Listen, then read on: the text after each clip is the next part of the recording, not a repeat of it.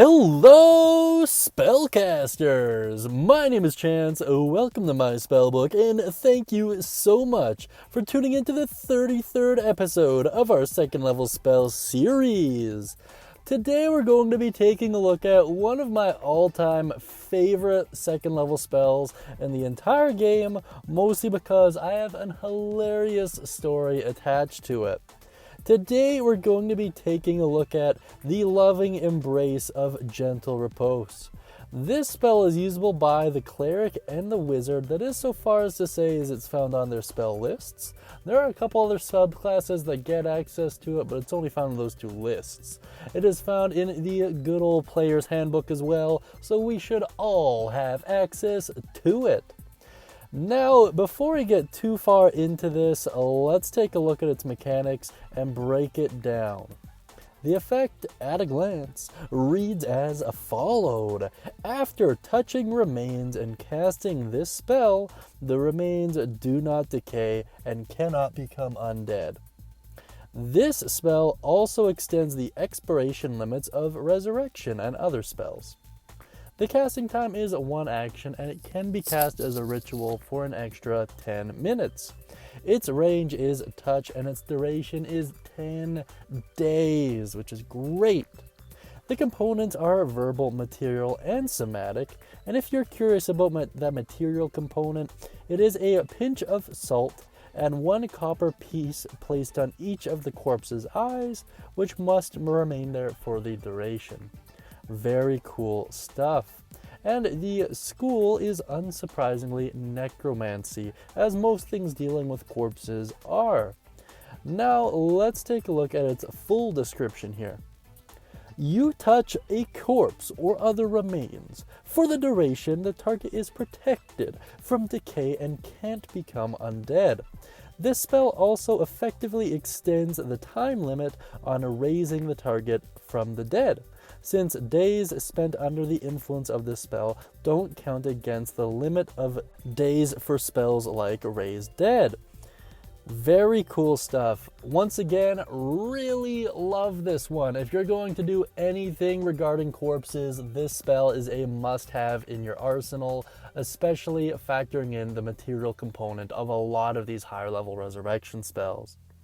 Now, without further ado, let's take a look at some alternative uses here, and I'll tell you a quick story about how this spell completely derailed my game. So, first and foremost, I already addressed it, but it's worth bringing up a second time and taking a good solid look at. This spell, just through virtue of extending the time frame of which you can resurrect a necessary ally or party member, is worth its weight in gold, because the material components for a lot of these higher level spells are insane, and you could have a whole quest arc dedicated to finding these items in the real world and being able to effectively cast this and recast it as needed is super beneficial. Outside of that, there are going to be a lot of planning and logistical ordeals that could be completely mitigated from this spell. For example, meat.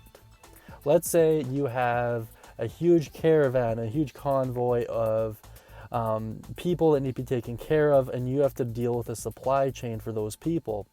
Would it not be way more beneficial to not have to worry about rot or decay or refrigeration or anything of that nature? Just cast the spell once and it's good for 10 days, and since it can be ritual casted, you can effectively cast it all day long without worrying about expending a spell slot.